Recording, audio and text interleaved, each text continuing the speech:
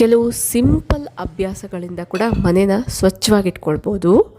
Hello everyone, welcome back to our channel Chandra's home world. ಇವತ್ತಿನ ವಿಡಿಯೋದಲ್ಲಿ ಮನೆ ಯಾವಾಗಲೂ ಸ್ವಚ್ಛವಾಗಿರಬೇಕು ಅಂದರೆ ಒಮ್ಮೆ ಇರಲೇಬೇಕಾಗಿರುವಂಥ ಕೆಲವೊಂದು ಹ್ಯಾಬಿಟ್ಸ್ನ ನೋಡೋಣ. ಈ ಹ್ಯಾಬಿಟ್ಸ್ ಎಷ್ಟರ ಮಟ್ಟಿಗೆ ಮನೇನ ಸ್ವಚ್ಛವಾಗಿಟ್ಕೊಳ್ಳೋಕ್ಕೆ ಹೆಲ್ಪ್ಫುಲ್ ಆಗುತ್ತೆ ಅನ್ನೋದನ್ನು ಈ ವಿಡಿಯೋದಲ್ಲಿ ಡೀಟೇಲ್ ಆಗಿ ಶೇರ್ ಮಾಡ್ತಾ ಇದ್ದೀನಿ. ವಿಡಿಯೋನ ಎಲ್ಲೂ ಸ್ಕಿಪ್ ಮಾಡ್ದಿರಾ ಕೊನೆವರೆಗೂ ನೋಡ್ತಾ ಹೋಗಿ. ಮಾರ್ನಿಂಗ್ ಪ್ರತಿಯೊಬ್ಬರ ಡೇ ಸ್ಟಾರ್ಟ್ ಆಗೋವಂಥದ್ದೇ ಬೆಡ್ಡಿಂದ. ಬೆಡ್ ಮೇಲೆ ಎದ್ದಿದ್ದ ಕೂಡಲೇ ಒಂದ್ಸತಿ ಬೆಡ್ಶೀಟ್ನ ನೀಟಾಗಿ ರೀಸೆಟ್ ಮಾಡಿಬಿಡಿ.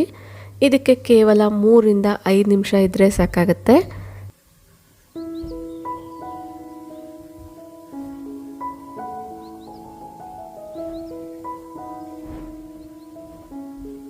ನೇಮಕಾವಸ್ಥೆಗೆ ಮಾತ್ರನೇ ಬೆಡ್ಶೀಟ್ಸ್ನ ಫೋಲ್ಡ್ ಮಾಡ್ದಿರಾ ವ್ರಿಂಕಲ್ಸ್ ಆಗಿರುವಂಥ ಬೆಡ್ ಸ್ಪ್ರೆಡ್ಸ್ನೆಲ್ಲ ನೀಟಾಗಿ ಫಿಟ್ ಮಾಡಿ ಬೆಡ್ ಕೆಳಗಡೆಗೆ ನೀಟಾಗಿ ಟಕ್ ಮಾಡಿ ಈ ಥರ ಬ್ಲಾಂಕೆಟಿಂದ ಕವರ್ ಮಾಡಿ. ಆಗ ನೋಡೋಕ್ಕೆ ಲುಕ್ ವೈಸ್ ತುಂಬ ಚೆನ್ನಾಗಿರುತ್ತೆ. Clean and neat bed always represents the positive energy. ಇನ್ನೊಂದು ವಿಚಾರ ಹೇಳ್ಬೇಕಾಗಿತ್ತು, ನಮ್ಮ ಕಂಟ್ರಿಯಲ್ಲಿ ಮನೆ ಡೆಕೋರೇಷನ್ ಅಂತ ಬಂದರೆ ಫಸ್ಟಿಗೆ ಲಿವಿಂಗ್ ಏರಿಯಾನ ಡೆಕೋರೇಟ್ ಮಾಡ್ತಿರ್ತೀವಿ. ಬಟ್ ಕೆಲವೊಂದು ಕಂಟ್ರೀಸಲ್ಲಿ ಮನೇನ ನೀಟಾಗಿ ಇಟ್ಕೊಳ್ಬೇಕು ಅನ್ನೋ ವಿಚಾರಕ್ಕೆ ಬಂದರೆ ಫಸ್ಟ್ ಪ್ಲೇಸು ಬೆಡ್ರೂಮ್ಗೆ ಕೊಡ್ತಾರೆ. ಬೆಡ್ ಸೆಟ್ಟಿಂಗ್ ಇರ್ಬೋದು ಅಥವಾ ಅದರ ಅಕ್ಕಪಕ್ಕದಲ್ಲಿರುವಂಥ ಗಿಡಗಳಿರ್ಬೋದು, ಫಸ್ಟು ಅದನ್ನು ನೀಟಾಗಿ ರೀಸೆಟ್ ಮಾಡಿ ಸೆಕೆಂಡ್ ಪ್ಲೇಸ್ನ ಲಿವಿಂಗ್ ಏರಿಯಾ ಕೊಡ್ತಾರೆ.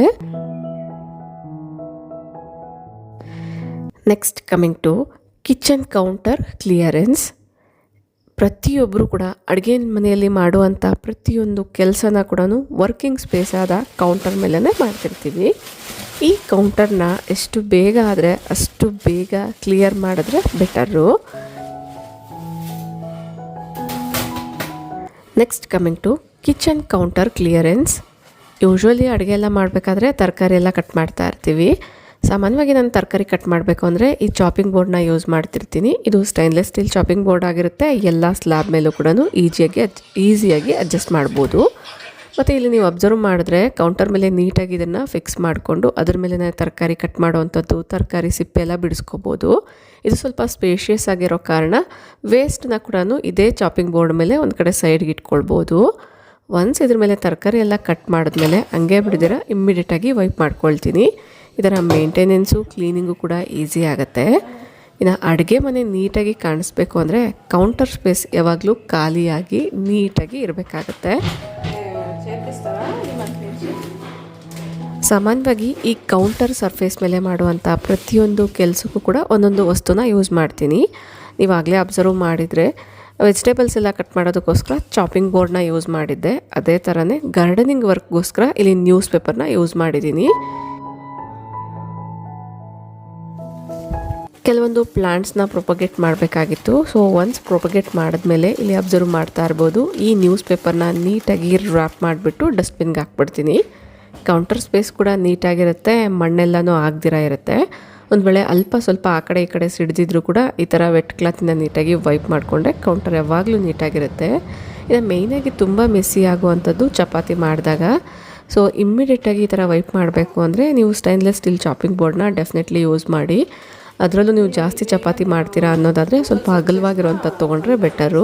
ಇದರ ಲಿಂಕ್ ಬೇಕಾದರೂ ನಾನು ಡಿಸ್ಕ್ರಿಪ್ಷನಲ್ಲಿ ಟ್ಯಾಗ್ ಮಾಡಿರ್ತೀನಿ, ಇಂಟ್ರೆಸ್ಟ್ ಇರೋರು ಚೆಕ್ ಮಾಡ್ಬೋದು. Next coming to keep sink empty. ಆದಷ್ಟು ಅಡುಗೆ ಮನೆಯಲ್ಲಿರುವಂಥ ಸಿಂಕ್ನ ಖಾಲಿಯಾಗಿರೋ ಥರ ನೋಡ್ಕೊಳ್ಳಿ. ಅಡುಗೆ ಮಾಡಬೇಕಾದ್ರೂ ಕೂಡ ಆದಷ್ಟು ಕಡಿಮೆ ಪಾತ್ರೆಗಳನ್ನ ಯೂಸ್ ಮಾಡಿ. ಇಲ್ಲ ನೀವು ಜಾಸ್ತಿ ಪಾತ್ರೆಗಳನ್ನ ಯೂಸ್ ಮಾಡೋದು ಈಗಾಗಲೇ ನಿಮ್ಗೆ ಅಭ್ಯಾಸ ಆಗಿಬಿಟ್ಟಿದೆ ಅನ್ನೋದಾದರೆ ಸೊ ಮಧ್ಯದಲ್ಲಿ ಟೈಮ್ ಸಿಕ್ಕಿದಾಗ ಅದನ್ನು ನೀಟಾಗಿ ಇಮ್ಮಿಡಿಯೇಟಾಗಿ ವಾಶ್ ಮಾಡಿ ಇಟ್ಕೊಳ್ಳಿ. ಅಡುಗೆ ಮಾಡ್ತಾನೆ ಈ ಥರ ಮಲ್ಟಿ ಟಾಸ್ಕಿಂಗ್ ಎಲ್ಲ ಮಾಡ್ಕೊಳ್ಳೋದ್ರಿಂದ ಕಡಿಮೆ ಸಮಯದಲ್ಲೇ ಜಾಸ್ತಿ ಕೆಲಸಗಳನ್ನ ಕವರ್ ಮಾಡ್ಕೋಬೋದು. ಪಾತ್ರೆ ತೊಳೆದಾದ್ಮೇಲೆ ಪ್ರತಿ ಸರಿ ಕೂಡ ಸಿಂಕ್ನ ಒಂದ್ಸತಿ ಈ ಥರ ವೈಪ್ ಮಾಡ್ಕೊಳ್ಳಿ. ಇದು ಕಂಪೋಸಿಟ್ ಗ್ರಾನೈಟ್ ಸಿಂಕ್ ಆಗಿರೋದ್ರಿಂದ ಎಷ್ಟು ಡ್ರೈ ಆಗಿದ್ರೆ ಅಷ್ಟು ಶೈನಿಯಾಗಿ ನೀಟಾಗಿ ಕಾಣಿಸುತ್ತೆ. ಹಾಗಾಗಿ ಪಾತ್ರೆ ತೊಳೆದ್ಮೇಲೆ ಪ್ರತಿ ಸರಿ ಕೂಡ ಒಂದು ಬಟ್ಟೆಯಿಂದ ನೀಟಾಗಿ ಈ ಥರ ಒರೆಸ್ಕೊಳ್ತೀನಿ. ಇನ್ನು ಅಡುಗೆ ಮನೆಯಲ್ಲಿ ಯೂಸ್ ಮಾಡುವಂಥ ಬಟ್ಟೆಗಳನ್ನ ಕೂಡ ಆದಷ್ಟು ಕ್ಲೀನಾಗಿ ಇಟ್ಕೊಳ್ಬೇಕಾಗತ್ತೆ. ಹಂಗಾಗಿ ಬಟ್ಟೆಗಳನ್ನ ಕೂಡ ಒಂದು ಸತಿ ನೀಟಾಗಿ ವಾಶ್ ಮಾಡಿಬಿಟ್ಟು ಅಲ್ಲೇ ವಿಂಡೋ ಹತ್ರ ಡ್ರೈ ಮಾಡ್ಕೊಳ್ತೀನಿ. ಕಡಿಮೆ ಪಾತ್ರೆಗಳನ್ನ ಯೂಸ್ ಮಾಡಿಕೊಂಡು ಅಡುಗೆನ ಯಾವ ಥರ ಮಾಡ್ಬೋದು ಅನ್ನೋ ವೀಡಿಯೋಸ್ನ ನಾನು ಈಗಾಗಲೇ ಪೋಸ್ಟ್ ಮಾಡಿದ್ದೀನಿ. ನಿಮಗೆ ಇಂಟ್ರೆಸ್ಟ್ ಇದ್ದರೆ ಡಿಸ್ಕ್ರಿಪ್ಷನಲ್ಲಿ ಲಿಂಕ್ ಕೊಟ್ಟಿರ್ತೀನಿ. ಒಂದು ವೇಳೆ ಮಿಸ್ ಆಗಿದ್ರೆ ಲಿಂಕ್ ಅಂತ ಕಮೆಂಟ್ ಮಾಡಿ.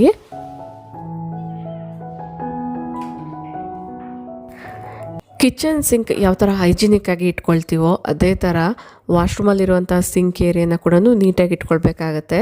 ಯೂಶ್ವಲಿ ಸುಮಾರಷ್ಟು ಆ ಪ್ರಾಡಕ್ಟ್ಸ್ನೆಲ್ಲ ಯೂಸ್ ಮಾಡ್ತಿರ್ತೀವಿ, ಸ್ಕಿನ್ ಕೇರ್ ಇರ್ಬೋದು, ಹೇರ್ ಕೇರ್ ಪ್ರಾಡಕ್ಟ್ಸ್ನೆಲ್ಲ ಅಲ್ವಾ. ಸೊ ಹಂಗಾಗಿ ಆದಷ್ಟು ನೀಟ್ ಆ್ಯಂಡ್ ಡ್ರೈ ಆಗಿರೋ ಥರ ನೋಡ್ಕೊಳ್ಬೇಕಾಗತ್ತೆ.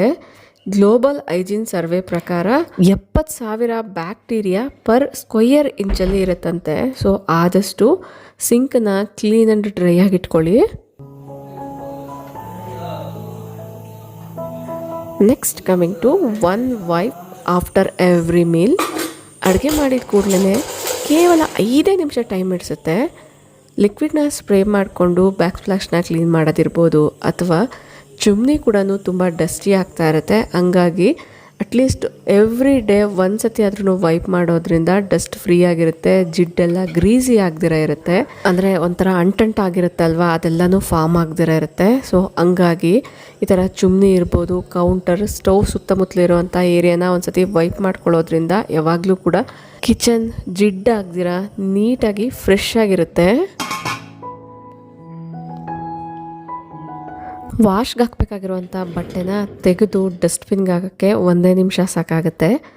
ಸೊ ಇದೇ ಥರ ಪಾತ್ರೆ ಎಲ್ಲ ತೊಳೆದ್ಮೇಲೆ ಸಿಂಕ್ನ ಕ್ಲೀನ್ ಮಾಡೋಕ್ಕಿರ್ಬೋದು, ಎದ್ದಿದ ಕೂಡಲೇ ಬೆಡ್ಶೀಟ್ಸ್ನ ಫೋಲ್ಡ್ ಮಾಡೋಕ್ಕಿರ್ಬೋದು, ಒಣಗಿರುವಂಥ ಬಟ್ಟೆಗಳನ್ನ ಫೋಲ್ಡ್ ಮಾಡಿ ಇಡೋಕ್ಕಿರ್ಬೋದು, ಕೇವಲ 10 ನಿಮಿಷ ಸಾಕಾಗುತ್ತೆ. 10 ನಿಮಿಷದಲ್ಲಿ ಮಾಡೋವಂಥ ಕೆಲಸಗಳು ಯಾವ್ಯಾವ್ದಿದೆಯೋ ಅದನ್ನು ಪೆಂಡಿಂಗ್ ಹಿಡ್ದಿರ ಇಮ್ಮಿಡಿಯೇಟಾಗಿ ಮಾಡೋದ್ರಿಂದ ಮನೆ ಯಾವಾಗಲೂ ಸ್ವಚ್ಛವಾಗಿರುತ್ತೆ. ನೀವು ನಂತರ ಬಟ್ಟೆಗಳನ್ನ ಫೋಲ್ಡ್ ಮಾಡೋಕ್ಕೆ ಬೋರಾಗಿ ಎಲ್ಲ ಒಂದೇ ಕಡೆ ಡಂಪ್ ಮಾಡ್ತಿದ್ದೀರಾ ಅನ್ನೋದಾದರೆ, ಈಗ ನಾನೇನು ತೋರಿಸ್ದೆ ಬಟ್ಟೆಗಳನ್ನ ಬಾಸ್ಕೆಟಲ್ಲಿ ತೊಗೊಂಡು ಬರ್ದಿರೇ ಟೆರೆಸಲ್ಲೇ ಫೋಲ್ಡ್ ಮಾಡ್ಕೊಂಡು ಬರೋದ್ರಿಂದ ಈ ಮೆಸ್ನ ಕ್ಲಿಯರ್ ಮಾಡ್ಕೋಬೋದು. ಇನ್ನು ಬಟ್ಟೆಗಳನ್ನ ಫೋಲ್ಡ್ ಮಾಡೋಕ್ಕೆ ಬೋರ್ ಆಗುತ್ತೆ ಅನ್ನೋದಾದರೆ, ನಿಮ್ಗೆ ಇಷ್ಟ ಆಗಿರುವಂತಹ ಸೀರಿಯಲ್ ಇರ್ಬೋದು ಅಥವಾ ಯಾವುದಾದ್ರೂ ಒಂದು ಎಪಿಸೋಡ್ಸ್ನ ನೋಡ್ತಾ ಕೂಡ ಈ ಥರ ಫೋಲ್ಡ್ ಮಾಡ್ಕೋಬೋದು. ಇನ್ನು 5-10 ನಿಮಿಷದಲ್ಲಿ ಮಾಡುವಂಥ ಕೆಲಸಗಳನ್ನೆಲ್ಲ ಪಾಯಿಂಟ್ ಔಟ್ ಮಾಡಿ ಒಂದು ವಿಡಿಯೋದಲ್ಲಿ ಶೇರ್ ಮಾಡಿದ್ದೀನಿ. ರೀಸೆಂಟಾಗಿ ಪೋಸ್ಟ್ ಮಾಡಿರುವಂಥ ಒಂದು ವಿಡಿಯೋನ ಚೆಕ್ ಮಾಡಿದ್ರೆ ಡೀಟೇಲ್ ಇನ್ಫಾರ್ಮೇಷನ್ಸ್ ಅನ್ನೋದು ನಿಮಗೆ ಸಿಗುತ್ತೆ. ಐರನ್ ಆಗಿರುವಂಥ ಬಟ್ಟೆಗಳನ್ನ ಎತ್ತಿಡೋಕ್ಕೂ ಕೂಡ ಸುಮಾರಷ್ಟು ದಿನಗಳು ಪೆಂಡಿಂಗ್ ಇಡ್ತಾ ಇರ್ತೀವಿ. ಎತ್ತಿಡೋಕ್ಕೆ 5 ನಿಮಿಷ ಸಾಕಾಗುತ್ತೆ. ಬಟ್ ಕೆಲಸ ಸ್ಟಾರ್ಟ್ ಮಾಡಬೇಕು ಅಂದರೆ ಯಾವುದಾದ್ರೂ ಈ ಥರ ಮೋಟಿವೇಶ್ನಲ್ ವಿಡಿಯೋನ ನೋಡಲೇಬೇಕಲ್ವ. Next, keep your entryway free from slippers or shoes. ಹೊರಗಡೆಯಿಂದ ಬಂದಿದ್ದ ಕೂಡಲೇ ಚಪ್ಪಲ್ಸ್ನ ಡೋರ್ ಅಕ್ಕಪಕ್ಕದಲ್ಲಿ ಬಿಡದಿರ ನೀಟಾಗಿ ಇಟ್ಕೊಳ್ಬೇಕು ಅಂದರೆ ಆದಷ್ಟು ಈ ಥರ ಒಂದು ಕ್ಲೋಸ್ಡ್ ಆಗಿರುವಂಥ ಶೂ ರ್ಯಾಕ್ನ ಯೂಸ್ ಮಾಡಿ. ಈ ಅಭ್ಯಾಸನ ನಿಮ್ಮ ಫ್ಯಾಮಿಲಿ ಮೆಂಬರ್ಸ್ಗೂ ಇನ್ಕ್ಲೂಡ್ ಮಾಡೋದಾದರೆ ಡೋರ್ನ ಅಕ್ಕಪಕ್ಕದಲ್ಲಿ ಶೂಸ್ ಇಲ್ದಿರ ನೋಡೋಕ್ಕೆ ಯಾವಾಗಲೂ ಕೂಡ ನೀಟಾಗಿ ಪಾಸಿಟಿವ್ ವೇಯಲ್ಲಿ ಇರುತ್ತೆ.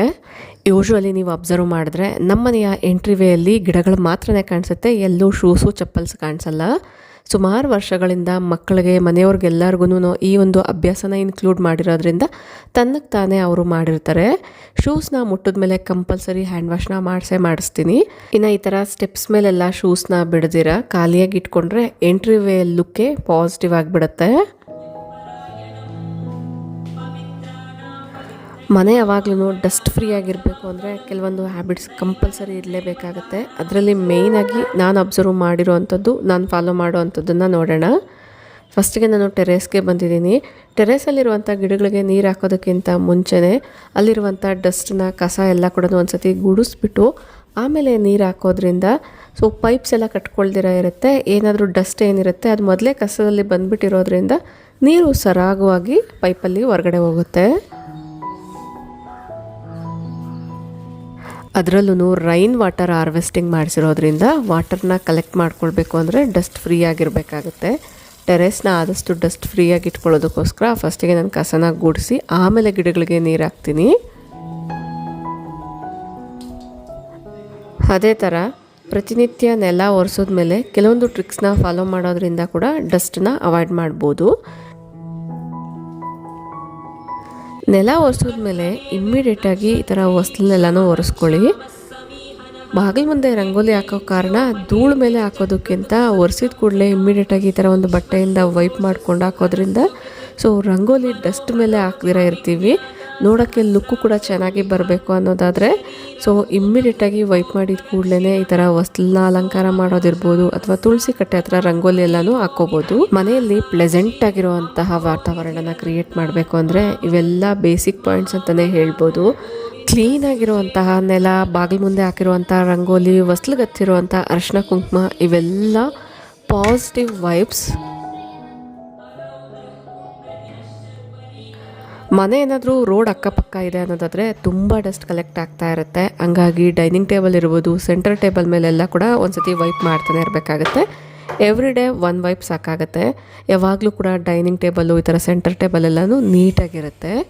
ಗ್ರೀನರಿಯಿಂದ ಕೂಡಿರುವಂಥ ಎಂಟ್ರೆನ್ಸ್, ಮನೆ ಮುಂದೆ ಒಂದು ಪುಟ್ಟ ರಂಗೋಲಿ, ಮನೆ ಒಳಗಡೆ ಎಂಟ್ರಿ ಆಗಿದ್ದ ಕೂಡಲೇ ನೀಟಾಗಿರುವಂಥ ಫ್ಲೋರ್ನ ನೋಡಿದ ಕೂಡಲೇ ಒಂದು ರೀತಿ ಖುಷಿಯಾಗಿಬಿಡುತ್ತೆ ಅಲ್ವಾ. ಒನ್ಸ್ ಈ ಕೆಲಸಗಳೆಲ್ಲ ಮುಗಿದ್ಮೇಲೆ ವಿಂಡೋಸ್ನ ಓಪನ್ ಮಾಡಿ ಇಟ್ಟಿರೋ ಕಾರಣ ಈ ಥರ ತಿನ್ ಕರ್ಟನ್ಸಿಂದ ಕವರ್ ಮಾಡೋದ್ರಿಂದ ಡಸ್ಟ್ ಒಳಗಡೆ ಬರ್ದಿರ ಇರುತ್ತೆ. ಗಾಳಿ ಚೆನ್ನಾಗಿ ಬರುತ್ತೆ. ಡಸ್ಟ್ ಅವಾಯ್ಡ್ ಮಾಡಬೇಕು ಅಂದರೆ ಕರ್ಟನ್ಸ್ನ ಕವರ್ ಮಾಡಿದ್ರೆ ಸಾಕಾಗುತ್ತೆ. Simple word curtains. ಈ ಕರ್ಟನ್ಸಿಂದ ರೂಮ್ನ ಕೋಸಿಯಾಗಿ ಚೇಂಜ್ ಮಾಡ್ಕೋಬೋದು. ಇಲ್ಲ ಲೈಟಿಂಗ್ ಚೆನ್ನಾಗಿ ಬೇಕಂದರೆ ಕರ್ಟನ್ ಕಲರ್ ಚೇಂಜ್ ಮಾಡಿದ್ರು ಕೂಡ ಲೈಟಿಂಗು ಕೂಡ ತುಂಬ ಚೆನ್ನಾಗಿ ಬರುತ್ತೆ. ಡೀಪ್ ಕ್ಲೀನ್ ಮಾಡಿದಾಗ ಆ ವಸ್ತುಗಳೆಲ್ಲ ಇಟ್ಟಿರುವಂತಹ ಜಾಗನ ಒಂದು ಸತಿ ಈ ಥರ ವೈಪ್ ಮಾಡೋದ್ರಿಂದ ಡೀಪ್ ಕ್ಲೀನಿಂಗ್ ಅನ್ನೋದು ಪರ್ಫೆಕ್ಟಾಗಿ ಫಿನಿಶ್ ಆಗುತ್ತೆ. ಇಲ್ಲಿ ನೀವು ಅಬ್ಸರ್ವ್ ಮಾಡಿದ್ರೆ ಮಾಫ್ ಏನು ಮಾಡಿದೆ, ಅದರ ಅಕ್ಕಪಕ್ಕದ ಒಳಗಡೆ ಇರುವಂತಹ ಗ್ಯಾಜೆಟ್ಸ್ನೆಲ್ಲ ಕೂಡ ಕ್ಲೀನ್ ಮಾಡಿದ್ದೆ. ಹಂಗಾಗಿ ಒಂದು ಸತಿ ನೀಟಾಗಿ ವೈಪ್ ಮಾಡ್ಕೊಂಡಿದ್ದೀನಿ. Next coming to meal preps. ಹೊರಗಡೆಯಿಂದ ಫುಡ್ಡೆಲ್ಲ ಆರ್ಡ್ರ್ ಮಾಡ್ತೀರಾ, ಹೆಲ್ತಿ ಫುಡ್ ಕೊಡಬೇಕು ಅಂದರೆ meal preps are the best way ಅಂತಲೇ ಹೇಳ್ಬೋದು. ಇಲ್ಲಿ ನೀವು ಅಬ್ಸರ್ವ್ ಮಾಡಿದ್ರೆ 3 ಥರದ ಮೊಳಕೆ ಕಾಳುಗಳನ್ನ ರೆಡಿ ಮಾಡ್ಕೊಂಡಿದ್ದೀನಿ. ಈ ಮೊಳಕೆ ಕಾಳುಗಳಿಂದ ಸುಮಾರಷ್ಟು ರೆಸಿಪೀಸ್ನ ಮಾಡ್ಬೋದು. ಬ್ರೇಕ್ಫಾಸ್ಟ್ಗಿರ್ಬೋದು, ಲಂಚ್ಗೆ, ಡಿನ್ನರ್ಗೆ, ಎಲ್ಲ ರೀತಿಯ ಮೀಲಲ್ಲೂ ಕೂಡ ಮೊಳಕೆ ಕಾಳುಗಳನ್ನ ಇನ್ಕ್ಲೂಡ್ ಮಾಡ್ಕೊಳ್ಬೋದು. ನೀವೇನಾದರೂ ಪ್ರೋಟೀನ್ ರಿಚ್ ಬ್ರೇಕ್ಫಾಸ್ಟ್ ಮಾಡಬೇಕು ಅಂತ ಅಂದ್ಕೊಂಡಿದ್ರೆ these are the best options ಅಂತಲೇ ಹೇಳ್ಬೋದು. ಇದಕ್ಕೆ ಸಂಬಂಧಪಟ್ಟಂಗೆ 6 ಪ್ರೋಟೀನ್ ರಿಚ್ ಬ್ರೇಕ್ಫಾಸ್ಟ್ ಐಡಿಯಾಸ್ನ ಈಗಾಗಲೇ ನಾನು ಲಾಸ್ಟ್ ವೀಕ್ ವಿಡಿಯೋದಲ್ಲಿ ಪೋಸ್ಟ್ ಮಾಡಿದ್ದೀನಿ. ಇಂಟ್ರೆಸ್ಟ್ ಇರೋರು ಡೆಫಿನೆಟ್ಲಿ ಚೆಕ್ ಮಾಡಿ. ಲಂಚ್ ಬಾಕ್ಸ್ಗಿರ್ಬೋದು, ವೆಯ್ಟ್ ಲಾಸ್ ಮಾಡೋವಂಥವ್ರಿಗೆ ಆ ಒಂದು ರೆಸಿಪೀಸ್ ತುಂಬಾ ಹೆಲ್ಪ್ಫುಲ್ ಆಗುತ್ತೆ. ಇನ್ನು ಇಲ್ಲಿ ನೀವು ಅಬ್ಸರ್ವ್ ಮಾಡಿದ್ರೆ ಹುರುಳಿಕಾಳು ಏನು ತೋರಿಸ್ದೆ ಮೊಳಕೆ ಕಾಳು, ಅದರಿಂದ ಮಾಡಿರುವಂತಹ ದೋಸೆ ತುಂಬಾ ಟೇಸ್ಟಿಯಾಗಿರುತ್ತೆ. 2 ತಿಂದರೆ ಸಾಕಾಗುತ್ತೆ, ಟಮ್ಮಿ ಫಿಲ್ ಆಗಿಬಿಡುತ್ತೆ. ಮಧ್ಯಾಹ್ನ ಆದ್ರೂ ಹಶ್ವಾಗಲ್ಲ. ಈಗ ನೇರಳೆ ಹಣ್ಣು ಸೀಸನ್ ಆಗಿರೋದ್ರಿಂದ ನೇರಳೆ ಹಣ್ಣನ್ನ ವಾಶ್ ಮಾಡಿ ಡೈರೆಕ್ಟಾಗಿ ತಿನ್ನೋದ್ರಿಂದ ಕೆಲವೊಬ್ಬರಿಗೆ ಕೆಮ್ಮಾಗೋ ಚಾನ್ಸ್ ಜಾಸ್ತಿನೇ ಇರುತ್ತೆ. ಹಂಗಾಗಿ ತೊಳೆದಿರುವಂಥ ನೇರಳೆ ಹಣ್ಣನ್ನ ಸ್ವಲ್ಪ ಹೊತ್ತು ಉಪ್ಪು ನೀರಲ್ಲಿ ನೆನೆಸಿಟ್ಟು ತಿನ್ನೋದ್ರಿಂದ ನೇರಳೆ ಹಣ್ಣು ಟೇಸ್ಟು ಚೆನ್ನಾಗಿರುತ್ತೆ, ಕೆಮ್ಮು ಕೂಡ ಆಗದಿರ ಇರುತ್ತೆ. ಇದೇ ಥರನೇ ನೀವು ಸುಮಾರಷ್ಟು ಸ್ನ್ಯಾಕ್ಸ್ ಎಲ್ಲ ಮಾಡ್ತೀರಾ ಅನ್ನೋದಾದರೆ ಅದಕ್ಕೆ ಕಾಂಬಿನೇಷನ್ ಆಗಿ ಗ್ರೀನ್ ಚಟ್ನಿ ಮಾಡಿಕೊಂಡು ಕೂಡ ಫ್ರಿಜ್ಜಲ್ಲಿ ಸ್ಟೋರ್ ಮಾಡ್ಕೋಬೋದು. ಇನ್ನು next coming to weekly, daily, monthly cleanings. So ನಿಮ್ಮ ಮನೆಗೆ ಅನುಗುಣವಾಗಿ, ನಿಮ್ಮ ಕೆಲಸಕ್ಕೆ ಅನುಗುಣವಾಗಿ ನೀವು ಮಂತ್ಲಿ, ವೀಕ್ಲಿ, ಡೈಲಿ ಬೇಸಿಡ್ ಮೇಲೆ ಕ್ಲೀನಿಂಗ್ ರೂಟೀನ್ಸ್ನ ಸೆಟ್ ಮಾಡ್ಕೊಳ್ಬೋದು. ಇವಂತೂ ಟ್ರಸ್ಟ್ ಮೀ ಒಂದು ರೀತಿ ಸ್ಟ್ರೆಸ್ ಬಸ್ಟರ್ಸ್ ಅಂತಲೇ ಹೇಳ್ಬೋದು. ಮನೆ ಯಾವಾಗಲೂ ಕ್ಲೀನಾಗಿ ಇಟ್ಕೊಳ್ಬೇಕು ಅಂದರೆ ಸುಮಾರು ಜನ ಸ್ಟ್ರೆಸ್ ತೊಗೊಳ್ತಿರ್ತಾರೆ. ಸ್ಟ್ರೆಸ್ ತೊಗೊಳ್ದಿರೇ ಈಸಿಯಾಗಿ ಮನೆ ಡೀಪ್ ಕ್ಲೀನಿಂಗ್ ಅವಶ್ಯಕತೆ ಇಲ್ದಿರೇ ಕ್ಲೀನ್ ಮಾಡ್ಕೋಬೇಕು ಅನ್ನೋದಾದರೆ ದೀಸ್ ಆರ್ ದ ಬೆಸ್ಟ್ ಅಂತಲೇ ಹೇಳ್ಬೋದು. ಈಗಾಗಲೇ ನಾನು ಕೆಲವೊಂದು ವೀಡಿಯೋಸ್ನ ಪೋಸ್ಟ್ ಮಾಡಿದ್ದೀನಿ ಕೂಡ. ನನ್ನ ಡೈಲಿ ಬೇಸಿಡ್ ಮೇಲೆ ಕ್ಲೀನಿಂಗ್ಸ್ನ ಯಾವ ಥರ ಮಾಡ್ಕೊಳ್ತೀನಿ, ವೀಕ್ಲಿ ಬೇಸಿಡ್ ಮೇಲೆ, ಮಂತ್ಲಿ ಬೇಸಿಡ್ ಮೇಲೆ ಯಾವ್ಯಾವ ಥರ ಎಲ್ಲ ಕ್ಲೀನಿಂಗ್ಸ್ ಮಾಡ್ಕೊಳ್ತೀನಿ ಅನ್ನೋದು ಕೂಡ ಪೋಸ್ಟ್ ಮಾಡಿದ್ದೀನಿ. ಪದೇ ಪದೇ ಅದನ್ನು ಇಲ್ಲಿ ಮೆನ್ಷನ್ ಮಾಡೋದ್ರ ಬದಲಾಗಿ ಜಸ್ಟ್ ಕೆಲವೊಂದು ಐಡಿಯಾಸ್ ಕೊಟ್ಟರೆ ಸಾಕಾಗುತ್ತೆ ಅನ್ನೋದ್ರಿಂದ ಪ್ರತಿಯೊಂದನ್ನು ಇಲ್ಲಿ ಡೀಟೇಲಾಗಿ ತೋರಿಸ್ತಾ ಇಲ್ಲ. ಬೆಡ್ಶೀಟ್ ಚೇಂಜಿಂಗ್ ಇರ್ಬೋದು, ರೈಲಿಂಗ್ಸ್ ಇರ್ಬೋದು, ಅಥವಾ Windows cleaning, main doors cleaning, ಈ ಥರ ನಿಮ್ಮ ಕೆಲಸಕ್ಕೆ ಅನುಗುಣವಾಗಿ, ನಿಮ್ಮ ಮನೆಗೆ ಬರುವಂಥ ಡಸ್ಟ್ಗೆ ಅನುಗುಣವಾಗಿ ನೀವು ರೂಟೀನ್ಸ್ನ ಸೆಟ್ ಮಾಡ್ಕೋಬೋದು.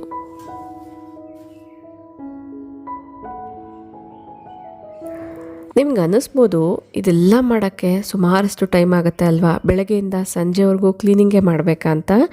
ಬಟ್ ಅದೊಂದು ಮಿತ್ ಅಷ್ಟೇ. ನೀವು ಒಂದು ಸತಿ ಅಬ್ಸರ್ವ್ ಮಾಡಿ ಅಥವಾ ಟೈಮರ್ನಾದ್ರೂ ಸೆಟ್ ಮಾಡಿ ನೋಡಿ, ಒಂದು ಕೆಲಸಕ್ಕೆ ಎಷ್ಟು ಟೈಮ್ ಹಿಡಿಸ್ತಿದೆ ಅಂತ ನೋಟ್ ಮಾಡಿಕೊಂಡಾಗ ನೀವೇ ಸರ್ಪ್ರೈಸ್ ಆಗಿಬಿಡ್ತೀರ. ವಿತಿನ್ 10 ಮಿನಿಟ್ಸಲ್ಲೇ 2-3 ಕೆಲಸಗಳು ಮುಗ್ದೇ ಹೋಗ್ಬಿಡುತ್ತೆ. ಇನ್ನು ಕ್ಲೀನಿಂಗಲ್ಲಿ ಆದಷ್ಟು ಟಾಪ್ ಟು ಬಾಟಮ್ ಅಥವಾ ಲೆಫ್ಟ್ ಟು ರೈಟ್ ಮಾಡೋದ್ರಿಂದ ಕ್ಲೀನಿಂಗು ಡಿಸಿಪ್ಲೈನ್ಡ್ ವೇಲ್ಲಾಗುತ್ತೆ. ಮಧ್ಯದಲ್ಲಿ ಎಲ್ಲಾದರೂ ಸ್ಟಾಪ್ ಮಾಡಬೇಕಂದ್ರೂ ಕೂಡ ಯಾವುದೇ ಪ್ರಾಬ್ಲಮ್ ಇಲ್ದಿರ ಅಲ್ಲಿಗೆ ಸ್ಟಾಪ್ ಮಾಡಿ ಮತ್ತೆ ನಾವು ಬೇಕಾದ್ರೆ ನೆಕ್ಸ್ಟ್ ಡೇ ಕಂಟಿನ್ಯೂ ಮಾಡ್ಕೋಬೋದು. ಕಿಚನಲ್ಲಿ ಕೆಲಸ ಮಾಡೋಕ್ಕೆ ಬೋರ್ ಆಗುತ್ತೆ ಅನ್ನೋದಾದರೆ ಕಿಚನಲ್ಲಿ ಸ್ವಲ್ಪ ಲುಕ್ಕನ್ನ ಚೇಂಜ್ ಮಾಡಿ ನೋಡಿ, ಹೊಸತನ ಆ್ಯಡ್ ಆಗುತ್ತೆ, ಕೆಲಸ ಮಾಡೋಕ್ಕೂ ಮೋಟಿವೇಶನ್ ಬರುತ್ತೆ.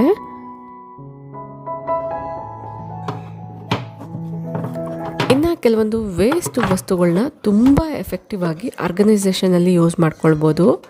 ಈಗಾಗಲೇ ನಮ್ಮ ಚಾನಲಲ್ಲಿ ಸುಮಾರಷ್ಟು ವೀಡಿಯೋಸ್ನ ಪೋಸ್ಟ್ ಮಾಡಿದ್ದೀನಿ. ಝೀರೋ ಕಾಸ್ಟ್ ಆರ್ಗನೈಸೇಷನ್ ಅನ್ನೋ ಒಂದು ಪ್ಲೇಲಿಸ್ಟ್ನ ಚೆಕ್ ಮಾಡಿ.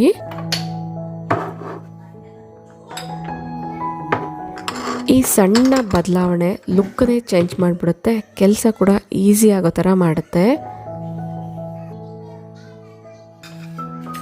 ಇದೇ ಥರ ಸುಮಾರು ವಸ್ತುಗಳನ್ನ ಬಿಸಾಡ್ತಾ ಇರ್ತೀವಿ. ನಿಮ್ಮ ಮನೇಲಿರುವಂತಹ ವಸ್ತುಗಳಿಂದನೇ ಅದರಲ್ಲೂ ಕೂಡ ವೇಸ್ಟ್ ಅಂತ ಸೈಡ್ಗಿಟ್ಟಿರುವಂಥ ವಸ್ತುಗಳನ್ನ ಕರೆಕ್ಟ್ ವೇಯಲ್ಲಿ ಉಪಯೋಗ ಮಾಡ್ಕೊಳ್ಳೋದಾದರೆ ಬ್ಯೂಟಿಫುಲ್ಲಾಗಿ ಮನೇನ ಆರ್ಗನೈಸ್ ಮಾಡ್ಕೊಳ್ಬೋದು. ಎಲ್ಲ ಕೆಲಸಗಳನ್ನ ಒಂದೇ ದಿನ ಮಾಡಬೇಕು ಅಂತ ಸ್ಟ್ರೆಸ್ ಫೀಲ್ ಆಗಿ ಡಿಸಪಾಯಿಂಟ್ ಆಗೋಕ್ಕೆ ಹೋಗಬೇಡಿ. ಇವತ್ತು ಏನು ಟಾರ್ಗೆಟ್ ಇಟ್ಟಿರ್ತೀವಿ ಅದು ಫಿನಿಶ್ ಆಗಿಲ್ಲ ಅನ್ನೋದಾದರೆ ನೆಕ್ಸ್ಟ್ ಡೇ ಕೂಡ ಕಂಟಿನ್ಯೂ ಮಾಡ್ಕೋಬೋದು. ಪ್ರತಿ ಹೋಮ್ ಮೇಕರ್ಗೂ ಕೂಡ ಈ ಫ್ಲೆಕ್ಸಿಬಿಲಿಟಿ ಅನ್ನೋದು ಇದ್ದೇ ಇರುತ್ತೆ. ಐ ಹೋಪ್ ಈ ವಿಡಿಯೋದಲ್ಲಿ ಶೇರ್ ಮಾಡಿರುವಂಥ ಇನ್ಫಾರ್ಮೇಷನ್ ನಿಮ್ಮೆಲ್ಲರಿಗೂ ಇಷ್ಟ ಆಗಿದೆ, ಮೋಟಿವೇಶ್ನಲ್ ಆಗಿದೆ ಅಂತ ಅಂದ್ಕೊಳ್ತೀನಿ. ವಿಡಿಯೋ ಇಷ್ಟ ಆದರೆ ಈಗಲೇ ಒಂದು ಲೈಕ್ ಮಾಡಿ, ನಿಮ್ಮ ಫ್ರೆಂಡ್ಸ್ ಆ್ಯಂಡ್ ಫ್ಯಾಮಿಲಿ ಜೊತೆಗೂ ಶೇರ್ ಮಾಡಿ, ನಿಮ್ಮ ಅನಿಸಿಕೆ ಅಭಿಪ್ರಾಯಗಳನ್ನ ಕಮೆಂಟಲ್ಲಿ ತಿಳಿಸಿ. Thank you for watching. ನಮಸ್ತೆ.